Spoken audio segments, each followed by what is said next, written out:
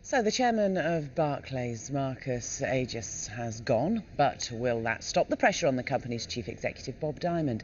Sky News has learned there is some growing pressure inside the firm for Mr. Diamond to give back some of his bonus. And some people we spoke to outside Barclays offices in Canary Wharf thought he should go. In our city studios, Chris Roebuck from Cass Business School. He specialises in business leadership. Good afternoon, Chris. What do you think? Should he go?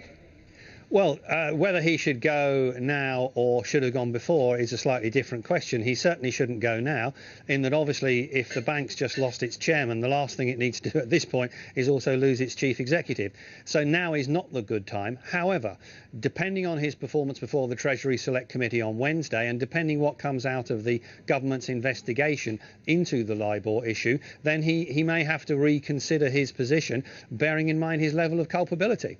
He acknowledges in this letter to staff that has just been revealed to the media as well, it is my responsibility. These behaviours happened on my watch. Any company that anything happened in like this, the boss takes the buck.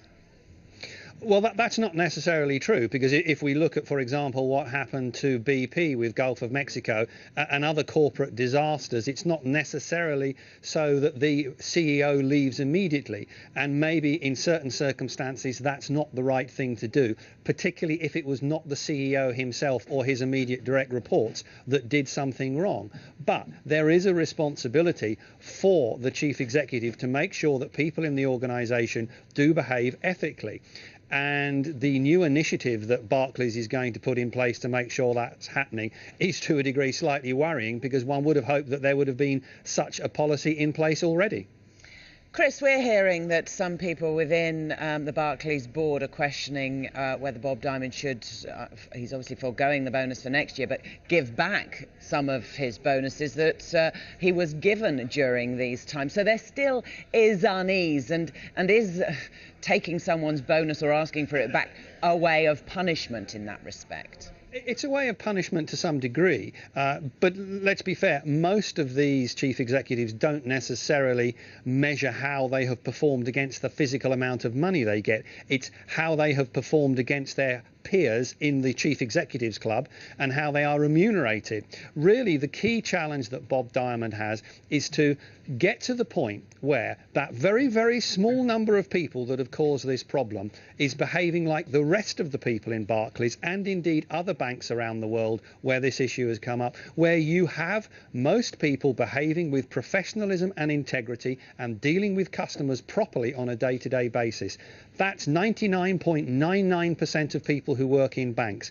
It's that very, very small percentage that we need to target with a spotlight and say, this is the way we want you to behave, and if you don't behave this way, one, you're out of a job, and two, you may well be in prison.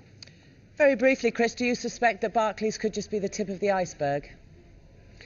Definitely Barclays is the tip of the iceberg. We already know that, for example, Citibank, American bank, is in the frame. JP Morgan, American bank, is in the frame. Deutsche Bank, German bank's in the frame. UBS, Swiss bank's in the frame.